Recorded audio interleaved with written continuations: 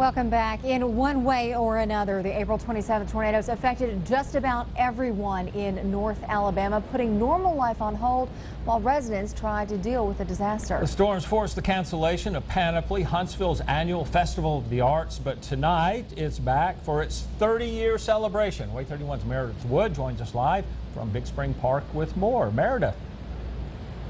Thank you, Guy and Melissa. Obviously, last year when Panoply was just a couple of days after the storms hit, organizers knew that their resources would be much better used aiding in the recovery. So when this weekend was selected for this year's festival, they knew they also needed to mark those people that lost their lives and those that aided in the recovery mission in this great state of Alabama. With us is Allison Dillon Jochen to tell us just a little bit. Obviously, it was a tough decision last year to cancel it, but you knew it was the right decision. And this year, equally important to make sure that we remember what happened.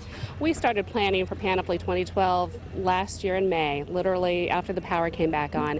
And we realized that we'd be opening the festival on April 27th. And it was such a significant event for our community, our state, and really the Southeast, that we wanted to do something to remember those who suffered losses and honor those who served us so well. And so tonight is First Responders Night, which means that first responders are welcome to come out free of charge. We have over 20 first responder agencies that will be represented in the park tonight. Again, all members of first responder agencies, all they have to do is show their ID tonight. We're encouraging them to come out in uniform or wear their agency t-shirts. The community can say thank you for all their hard work, both last spring and throughout the year. Absolutely. We are recognizing them for their tough work, and very, very important. And also, y'all are dedicating a tree in that honor tonight. Exactly. And we have worked with our sponsors, Blue Cross and Blue Shield of Alabama. And at 6:15 tonight, we will be planting a new tree here in our community backyard, Big Spring Park, in honor of April 27th, 2011. All right. Thank you so much, Allison. We appreciate it. And we hope that it's going to be a great festival, and we just hope a lot of people will come out and honor that as well. Great. Thank you so much. We appreciate it. And one Madison County first responder says that he didn't feel like a hero at all on April 27th last year. He says he was just doing his job. WAAY 31's Holly Thrasher has his story. You know, I laid there for a minute thinking nobody was going to find us. On April 27th, a tornado destroyed Misty Cornwell's parents' home where she and her family were taking cover. As the second storm approached, she grabbed the loved one she could find and ran to her house. When I felt mine pick up, but it sat us back down.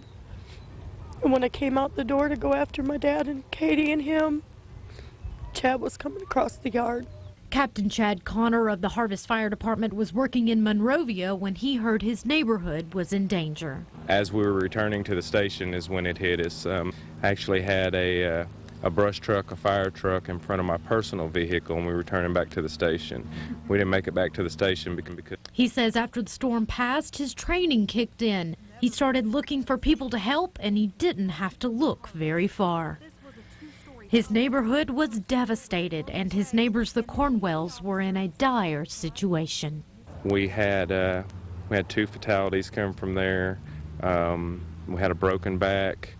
We had several injured children, and you know, our priority was to get them moved in out of the weather and then try to get them transported. Captain Connor says if there's one thing he'll always remember about April 27th, it's what he found when he came upon this house on that terrifying day. You can hear your dad, but you can't find him. And then he goes quiet. And then it's real hard to know that your daughter's laying there. There's nothing you can do to help her. The memory I'll carry probably forever will be Katie Cornwell. I found Katie, and there's just nothing we could do for her. Misty lost both her daughter and her father that day. He found my dad. He stayed with my daughter till the coroner came and picked her up. Misty says Chad would never let her thank him, claiming he didn't deserve it, so she wrote him a letter instead. Chad doesn't look at anything that he did as above and beyond that night, but he lost his home too, and, you know, he dropped everything and came over to us. In fact, none of the men and women who helped save lives that day would admit to any extraordinary bravery. The adrenaline takes over, so you just pretty much do what you got to do to get in to get people out. I knew it was going to be bad. I knew we had to go out there and do something because I knew, it was bad. And so we wanted to get out there and get to work and help as soon as possible. Rookie firefighter Jesse Kistler survived the storm and went out to find those that weren't so lucky. I was walking up people's driveway, not waist deep in water. I mean, trying to dodge power lines down, not knowing what you're stepping on. Hopefully you stay in the driveway, don't fall in the ditch and just drop underwater.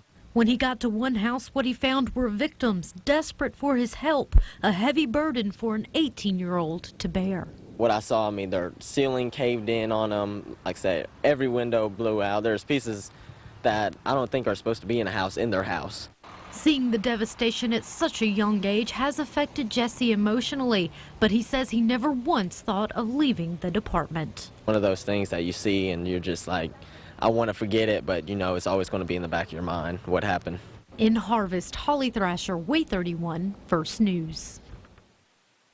April's Fury, 1 year later, is brought to you by Virginia College of Huntsville and Supercell Shelters, helping Alabama families prepare for the next round. Hi, I'm Chief Meteorologist Spencer Denton from Storm Force 31. We want to thank those who have signed up for Weather Call, and now we are excited to offer Weather Call for schools, made possible through a partnership from our friends at Virginia College. Weather Call for Schools monitors a 1-mile radius around your building site for warnings from the National Weather Service specific to your address. So if you get a call from me, your building is included in the warned area. You need to take immediate action to get your kids and staff to safety. And when it's over, you get a call from me with an all clear. It's that simple. Also, Weather Call for Schools come with a lightning notification. This is a sophisticated system that puts a 6-mile buffer zone around your building when lightning strikes. At Way 31, we put our community first, and Weather Call for Schools is the next step in keeping our kids safe.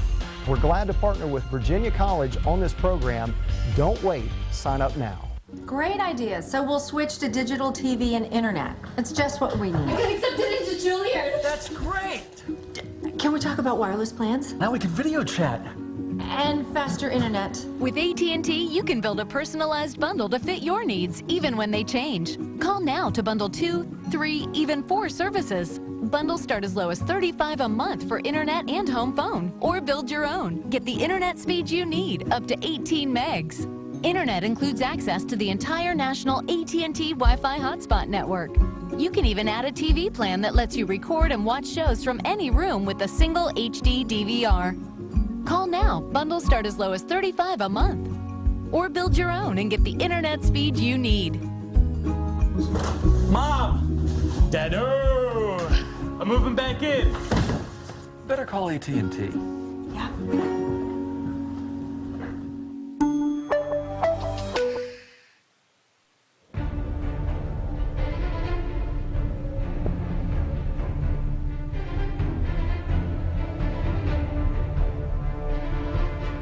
As you saw a little earlier in the show, memorials to tornado victims have been created in both DeKalb and Madison counties. In Franklin County, Phil Campbell has also built a memorial park. That's where we find Way 31's Erica Odell. Erica. This time 1 year ago, this area was filled with debris left over from the EF5 tornado that tore through Phil Campbell. But as you can see, it's a completely different atmosphere here today. Now, dozens of people had gathered here at the new Memorial Park on Broad Street in Phil Campbell to remember those who lost their lives during the tornado and also to celebrate the progress the town has made over the past year. The park has been in the works since February and is near completion. Its cost of $30,000 was raised completely through community donations. There's a fountain, a playground, and a pavilion. The actual memorial listing the names of the tornado victims will be unveiled tomorrow morning. Now, Evelyn Ashton lost her 10-year-old grandson in the tornado, and she says this park means the world to her. It's just an honor that even though I lost them, this makes me proud that the town cared so much for my grandson to add him onto this memorial. And I'm just thankful and honored for it. The official park dedication will take place tomorrow morning at 10 o'clock. There will be food, fun, games for the entire family, something you definitely don't want to miss out on. Live in Phil Campbell, Erica Odell, Way 31 First News. Well, the tornado that ripped across Lawrence County killed more than a dozen people, including a much-loved neighbor in the Langtown community. Mary Mays was a local institution known for always helping her neighbors. Way 31's Greg Privet has that story. Shop open for business. I feel like this is what she would have wanted me to do, is carry on, because this is what she loved. Sherry Johnson misses Miss Mary Mays. Oh, Miss Mary was like a mother to me. We were close. The 76-year-old suffered a heart attack and died after the twister blew away Mary's flower shop. The only reason Sherry wasn't there is because Mary insisted Sherry keep an appointment. I thought about it a lot, because I'm sorry. Me and my little boy both would have been there. Now, this isn't the original location of the flower shop. Mary's Flowers and her family's Mays' Shop Easy were across the street. But last April 27th tornadoes destroyed them both. Of course, this was her favorite time of the year. Mary made many silk flower arrangements.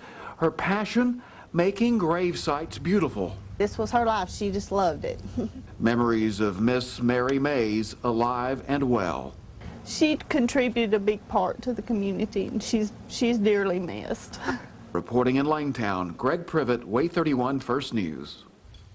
Well, some members of the Way 31 family were directly affected by the April 27th tornadoes, including morning meteorologist Gary Dobbs and his family. Gary, I know twister hit your home in Lawrence County, destroyed it. You were at home. Belinda, I believe you had gone to stay with family, with Emma Catherine. Yes. Emma Catherine and I were at my parents' home. And Gary, you had asked them to go there for the safety? Well, that morning when I got up at midnight, as usual, to come to work, and we had already been talking about this outbreak being likely for 2 or 3 days. And so I woke Belinda up at 2 o'clock before I left the house, and I said, look, there's going to be tornadoes today, and it's going to be a major outbreak, and I don't want you here by yourself. I have no clue where they're going to hit, but I know you'll be terrified because they'll be close. If not, you know, right here. And so I said, let me drop you off at your parents' house in Decatur. So that's why she wasn't at home, and well, both of my girls here.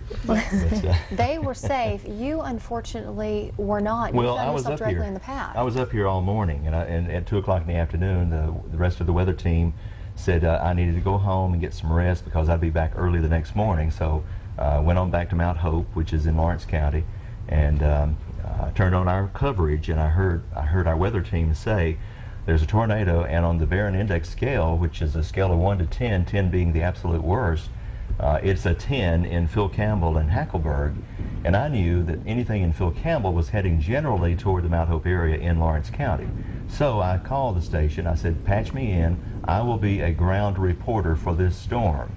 And so, because that is some of the most valuable information that we can have when we're doing live weather coverage of tornadoes. And so I was prepared from the front porch of my house to see whatever was going to go by my house, not thinking it was coming straight at it. And I couldn't see it because it was rain wrapped, and I was reporting on it live on the air. And then at the last possible moment, the rain wrapped part of the system gave way so that I could actually see the debris field, which was just right in front of me. So I had to throw the phone down, go running through the house, try to get to my tornado shelter. I didn't make it. The house was coming apart behind me. It was exploding. And so all I could do was think, what do I do now? Because I can't get to my tornado shelter. Most of the house was already going over the top of me. I heard my car hit the roof. You saw it on the video there. But anyway, so I jumped in the closet and waited. Put my arms over my head, knelt down on the floor, heard the house falling apart behind me, and then it finally got to me and picked me up, took me out, threw me out into the backyard, and just started piling debris on top of me. And of course you can see what's left of my house, which was nothing. We didn't have anything as far as furniture left at all. I mean, everything was in pieces. Both of you, how have you coped with this? Belinda, I believe you said there's been a lot of support from the community. Yes, so much. I have to say that for a year now, I wake up almost every morning and just, I'm on rewind, thinking about my home and what was there, and just kind of taking myself through each room and remember, just you lose so many memories. It's not the things, it's the memories. But really, I would like to take this opportunity to just thank so many people. I mean, first of all, certainly the good Lord was just with our whole family. Just Gary getting Emma Catherine and me out of the picture at the time, and then taking care of my husband. And immediately, I mean just immediately, friends from the community and from other communities started coming and helping, and were so supportive. And people that I don't even know and don't even have a clue who some of them are, but I'm just so grateful and so thankful for that generosity. We are so glad. Number one, I'm thankful that that they weren't at home, because I don't believe she could have survived that storm, nor or this little one here. No. But also, you know, the silver lining is I've heard from so many people since then that up until they heard that report that I was doing live, they weren't taking the storm that serious, and a lot of people sought shelter downwind from us, and if there were any lives saved, then you know what, it was well worth the ordeal that we went through.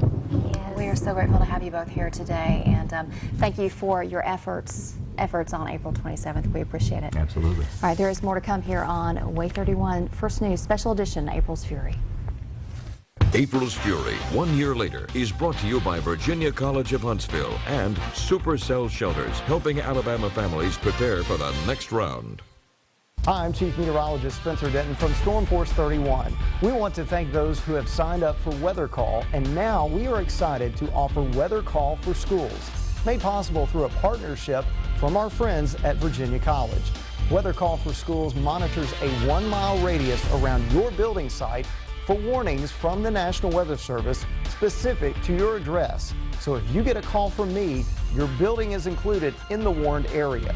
You need to take immediate action to get your kids and staff to safety. And when it's over, you get a call from me with an all clear. It's that simple. Also, Weather Call for Schools come with a lightning notification. This is a sophisticated system that puts a 6-mile buffer zone around your building when lightning strikes. At Way 31, we put our community first, and Weather Call for Schools is the next step in keeping our kids safe. We're glad to partner with Virginia College on this program. Don't wait. Sign up now. I remember the moment. I'll never forget that moment. That changed my life. At that moment, it hit me. This is why I joined the Guard. We're soldiers, always ready to protect our country. But we've also got communities. Family, friends, neighbors who count on us. I couldn't believe it. I just saved a life. Somebody from my hometown. See what it means to be a citizen soldier at NationalGuard.com. Supercell Shelters is bringing you the latest technology in both in-ground tornado storm shelters and above-ground safe rooms from all across the country to Alabama families. We're a locally owned and operated dealer and installation company, and our installers are factory trained and insured. All our shelters exceed the requirements of FEMA 320. Visit us online at supercellshelters.com or call us at 256-837-2922. Supercell Shelters Incorporated, helping Alabama families prepare for the next round.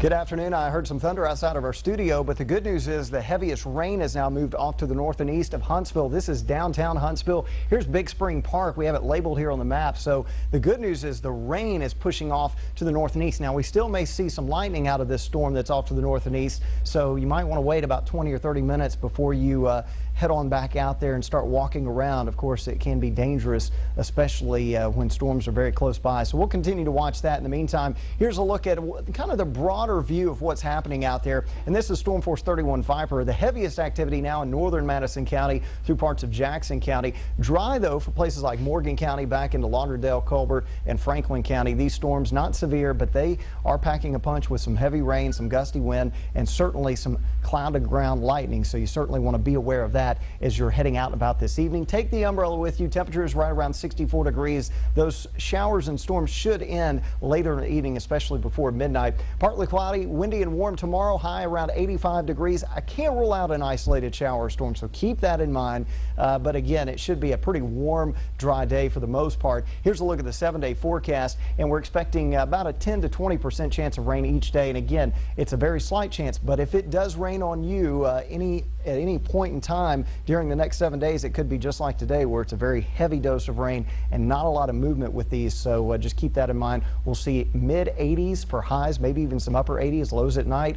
Very warm in the low to mid 60s. That's a look at the forecast. Now we head back out into the water garden. Ari Sarsalari out there taking a look back at April 27th and the track of some of those storms. Ari? Yeah, the afternoon storms, of course, were the worst ones of the day. We had a couple rounds earlier on in the day. We had some very early morning storms. These were more linear storms that produced several weaker tornadoes that still caused some pretty significant damage, but it was later on in the day when we started to get those supercells developing. That's when the monster tornadoes started to form. And we've got a map here so you can see all the tracks. And these afternoon tornadoes that we had on the 27th, they were long track violent tornadoes, meaning they were on the ground for a really long time, and a lot of them were EF3 or larger. In fact, we had 2 EF5 tornadoes that affected the region. One, of course, was over in DeKalb County. That was on the ground for about 34 miles. And then, of course, the longest track tornado throughout the day was the one that went through Hackleburg, Phil Campbell, eventually through Mount Hope and places like that. It didn't get off the ground until it got into Huntland, Tennessee. And this is a little bit of a closer look at that tornado, just so you can see the damage path there. And of course there was EF5 damage in multiple spots with that storm. So that's just kind of a little bit of a look back at some of the tracks of the storms, as of course that was a day that has already gone down in history, and of course we'll continue to take a look back at that coming up here right after the break. Hi, I'm Chief Meteorologist Spencer Denton from Storm Force 31. We want to thank those who have signed up for Weather Call, and now we are excited to offer Weather Call for schools, made possible through a partnership from our friends at Virginia College.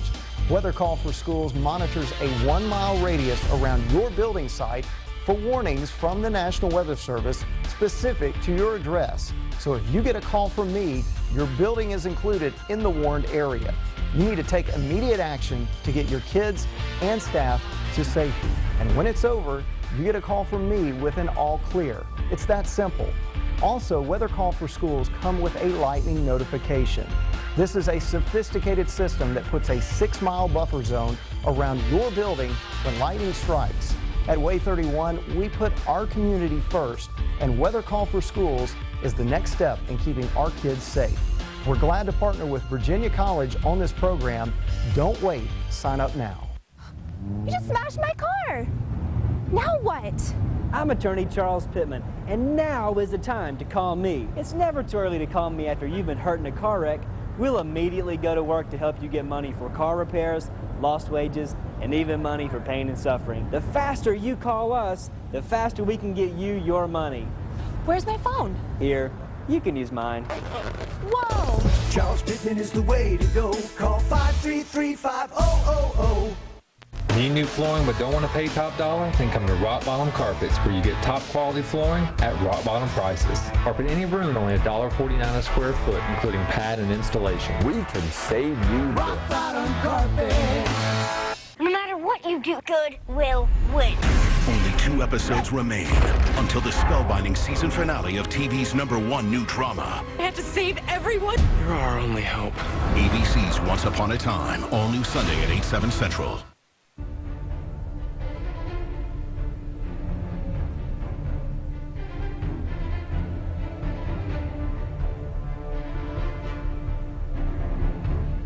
Well, the April 27 tornadoes took a tremendous toll on families across the state. Way 31's Rebecca Schlein joins us now with more on coping with the aftermath. Rebecca. Melissa, many tornado survivors face physical evidence each day that the April 27th tornadoes changed their lives. It could be living in a new home, passing bare, twisted trees in the neighborhood, or staring at an empty seat at the dinner table. For many of them, this past year has been an emotional journey. Fear, panic, and prayer all ran through Nicole Burns' mind as she huddled in the hallway of her home, clinging to her family for dear life. At that moment, I just wanted to take my three people and just find the safest place that I could find. When it was over, Burns' Phil Campbell home was demolished. Survivor's guilt set in as she realized several of her neighbors didn't make it. As she and her family sifted through the rubble over the next few days, that guilt turned into sadness and grief. There was a moment on Saturday that I was pulling one of my husband's shirts that had been wrapped around the barbed wire fence. And I was trying to meticulously unwrap it, try to salvage it. And it hit me that I was a tornado victim. And I had to kind of sit down and go, wow, you know. You've experienced a traumatic event and it's stuck in the emotion centers of your brain. Psychologist Dr. Patrick Quirk says natural disasters don't only wreak havoc on homes, businesses, and schools, but also within those who are impacted. In a way, it's like a part of ourselves continues to live in that moment continuously. Those critical moments, questioning whether they'll live through the storm, then realizing the scope of the destruction, elicit a wide variety of reactions. To demonstrate this, we pulled up some Way 31 stories shot right after the storms. A common theme among survivors, turning to God. We looked up and there was 4 different boards laying across the roof of the bathroom in perfect shape of 2 crosses. And it was just like God had his hand over us through the whole ordeal. Someone saw these boards and turned it into a cross in their minds. Right. How do you feel about that? I think it's wonderful. When people can make sense of their experiences and feel like there's something else with them, working with them, to me I think that's a very functional thing to do. Other survivors sensed a shift in their outlook on life. I used to say I hate my life and I wish I was dead and all this, and I prayed and I said no, you know. Please don't let it come back. The only way we grow as people is to move through adversity. But first, we're often traumatized by adversity. Burns also changed her perspective on life, particularly when it comes to possessions. Things aren't so important anymore. We set aside time last summer to do family vacations, and that was more important, making those memories. Because, you know, that's something you can't lose. Beyond initial reactions, the storm's impact is long-lasting. A year later, Nicole's 2 children are still swept with panic and stress when a loud noise or anything brings back memories of the storms. Jets or something fly over every day, and I'll be sitting in class and you can hear it and it's very loud, and I still jump. Instead of just having a normal thunderstorm, I go to the worst possible thing. Quirk says these are symptoms of post-traumatic stress disorder commonly experienced by survivors. You really do need some kind of a therapeutic intervention to get that resolved. Otherwise, it's likely to stay in your nervous system and become a more and more complicated issue where you become more depressed over time. The storm's 1-year anniversary could be the biggest reminder of all, but with it comes the opportunity for healing. We're still trying to figure out normal, but I don't feel like a victim anymore. I feel like I'm a survivor, and you kind of, you know, you move forward. New milestones that happen. You know, parks being built and families moving home, and those things you celebrate. Alabama's Department of Mental Health is reaching out to anyone experiencing grief and emotional distress around this 1-year anniversary. Project Rebound offers free and anonymous counseling and assistance. To get started, you can call their hotline at 1-800-639-REBOUND. You can also get more information on our website, waytv.com. All right, thank you, Rebecca. Of course, immediately after the storm struck, the American Red Cross moved into action. Well, you know, or rather, we all know how important their services are in emergencies like this. And joining me now is Mary Marillion, one of the executives with the local chapter. And the first thing that I have to ask you, In all your work, did you ever expect to experience something like this, just a total catastrophic event impacting so many people in the community you were serving? I don't think I expected that in this community. Having been involved with 9/11 and Hurricane Katrina and other large disasters, I've seen that, but it's very different when it's in your own backyard. Those phones were kind of ringing on April the 27th, I suppose. They absolutely were, and with not only need, but offers of help, which is a remarkable thing about this community. And most of us are familiar with the work that the American Red Cross does immediately after a disaster and getting food and water and some sort of shelter to folks. Correct. But now that we're 12 months after the event, you're still providing services to those impacted by the storm. That's correct, and we become part of the long-term recovery teams and groups and organizations that are across North Alabama, because there are still people, perhaps underinsured or not insured, that have needs, and we work with those different organizations to help meet those needs. So we're still doing that. And what are some of those specific needs that families still have at this point? Sometimes they don't have the ability to do the repairs or to rebuild. Sometimes they still have medical equipment or other things that they couldn't pay for themselves, things that insurance don't cover or they don't have insurance. So everybody comes to the table and we find out who has resources, and then we meet those needs. It's such a collaborative effort. It's wonderful to watch. And the American Red Cross has needs itself, and for those who want to contribute and help out so that you can get funds and help and resources out to those individuals, what do they need to do? Well, there's lots of ways you can help. You can always donate money, of course. Redcross.org is a great place to check all that out. You can donate blood, and we really can always use volunteers. That's one of the things we have done, is really increased our volunteer workforce, and we'd love to see more volunteers. And they're still out there right now helping folks. Again, 12 months after this event, there's still a lot of need. There is still a lot of need, and then single-family fires still go on every day, so those volunteers are doing that. And you know, when the power came on last year, we had to respond to single-family fires because people had left their stoves on. Right. So there's just a lot of need out there. All right, thank you so much. Mary Marillion with the American Red Cross, thank you for being with us, and thank you for your work. Thank you so much. All right, April's Fury, 1 year later, continues in just a moment. April's Fury, 1 year later, is brought to you by Virginia College of Huntsville and Supercell Shelters, helping Alabama families prepare for the next round.